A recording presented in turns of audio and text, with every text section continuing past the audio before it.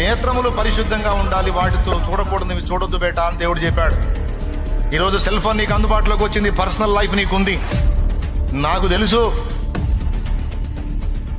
మన సైకాలజీ ఏంటో, మన శరీర తత్వం ఏంటో.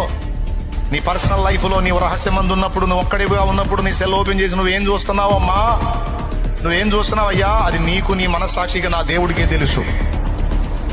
గుండెలో భయం, అరే నా కళ్ళను అపవిత్రం చేసుకుంటున్నాను, దీనివల్ల నాలో దురాశలు పుడతాయి, ఇతరుల మీద దురాలోచనలు కలుగుతాయి, ఇది చూడకూడదు కదా, నేను అపవిత్రమైనవి అశ్లీలమైనవి నేను చూడకూడదు కదా అన్న భయం ఉందా?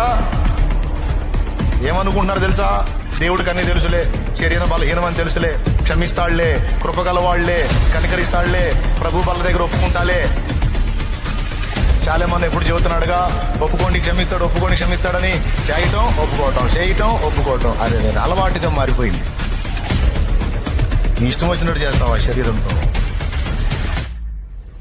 ఇష్టం వచ్చినట్టు మాట్లాడవద్దు, ఇష్టం వచ్చినట్టు చూడవద్దు, ఇష్టం వచ్చినట్టుగా జారత్వపు క్రియలను దేహమును వినియోగించవద్దు. నీ దేహము నా దేహము పవిత్ర దేవాలయము, దాని పవిత్రతను కాపాడదాం.